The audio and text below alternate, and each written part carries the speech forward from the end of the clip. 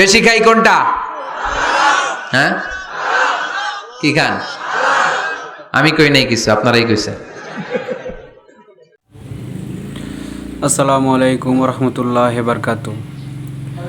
সেই মহান আল্লাহ তাআলা যিনি আমাদেরকে সৃষ্টি করেছেন এবং সুস্থ সবলভাবে রেখেছেন, তাই বলি আলহামদুলিল্লাহ।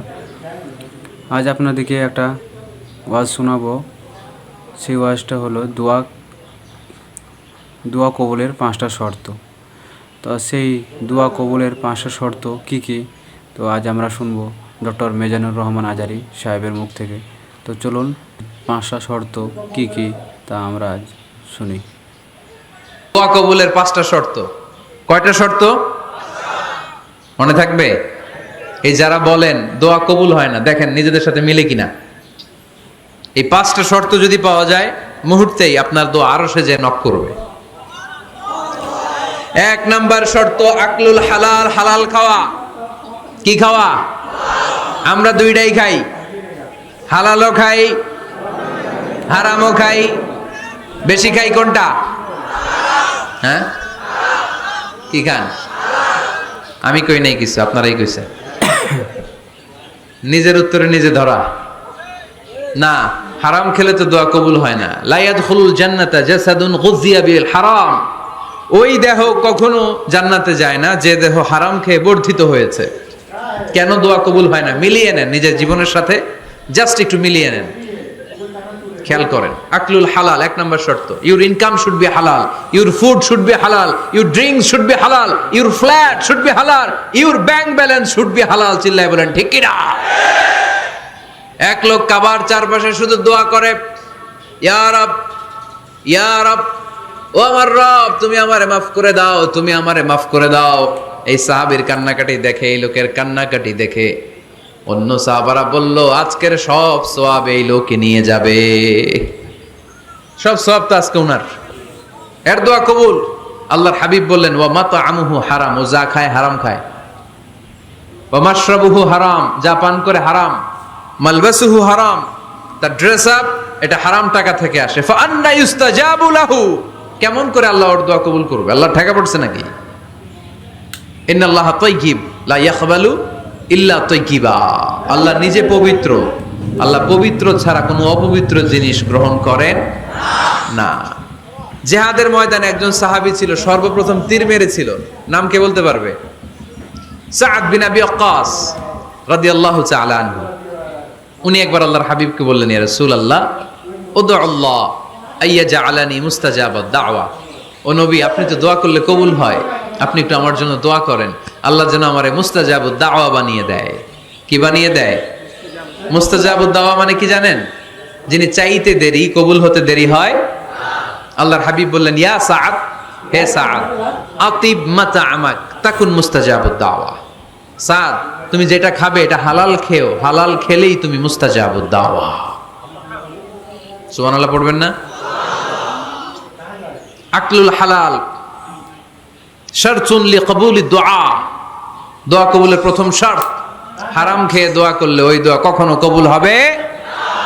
2 নাম্বার শর্ত, দোয়াটা করতে হবে একজনের কাছে, তিনি কে?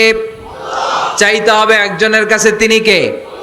মসজিদে যে আল্লাহর কাছে চাইলেন, দরবারে যে বাবার কাছে চাইলেন, দোয়া কবুল কবুল হবে? হবে? চাইতে হবে একজনের কাছে, তিনি কে? অন্য কোথাও যেন আমরা না চাই। মাজারে যে চাওয়া যায় না। মাজার জিয়ারতের জন্য যাবেন, যে সালাম দিবেন, নিজের জন্য দোয়া করবেন, কবরে শুয়ে থাকা লোকটার জন্য দোয়া করবেন। ওখানে কিছু চাওয়া যাবে? চাইবেন কার কাছে?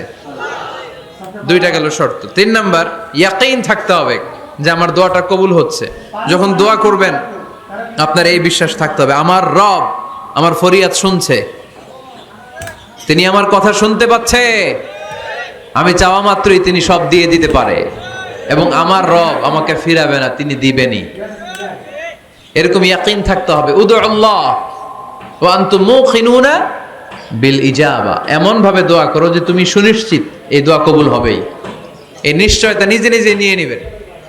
আল্লাহর উপর ভরসা কম আমাদের, এই ভরসা জাগে না, যারে উনি দিবেনই নিশ্চিত আমি। আপনি নিশ্চিত হলে পেয়ে যাবেন নিশ্চিত। আপনার মধ্যে যদি সন্দেহ, হায় রে কবুল হয় না, না হয়, ওই দোয়া জীবনও কবুল হবে না, ঠিক কিনা? 4 নাম্বার শর্ত আসসালাতু আলা রাসূলিল্লাহ, আল্লাহর হাবিব সাল্লাল্লাহু আলাইহি ওয়াসাল্লামের উপর দুরূদ পড়া। কুল্লু দুআ মাহজুব মাওকুফুন বাইনাস সামাই ওয়াল আরদ, আমরা যা দোয়া করি সব আকাশ জমিনের মাঝখানে পেন্ডিং হয়ে থাকে। মা লাম ইউসাল্লা আলাইহি, আল্লাহর হাবিব বললেন যতক্ষণ না আমার উপর দুরূদ শরীফ পড়া হয়। আওয়াজ করে সবাই পড়েন সাল্লাল্লাহু আলাইহি ওয়াসাল্লাম। আল্লাহর হাবিব সাল্লাল্লাহু আলাইহি সাল্লামের উপর দুরূদ না পড়লে ওই দোয়া কঠিন কালে আল্লাহ কবুল করেন, আকাশ জমিনের মাঝখানে পেন্ডিং। মেসেজ করেছেন আপনার বন্ধুকে, আপনার মোবাইলে টাকা নাই, মেসেজটা কি হয়ে থাকে? পেন্ডিং, তাই না?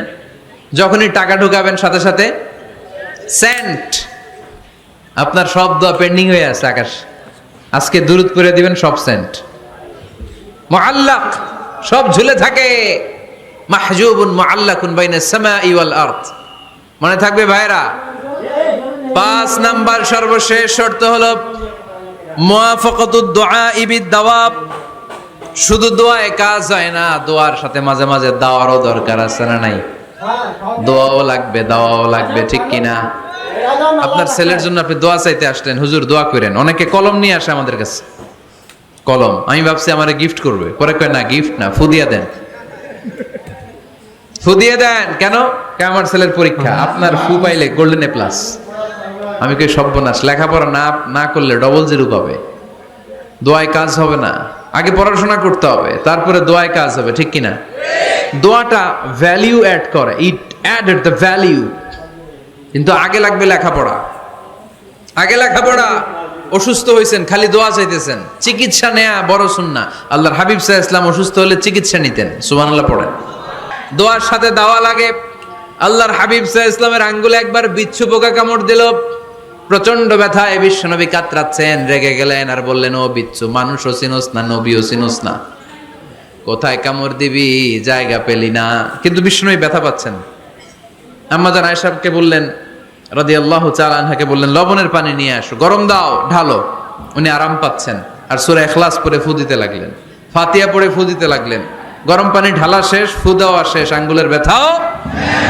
দেখছেন কি কম্বিনেশন? দোয়াও লাগে, সাথে সাথে কি লাগে?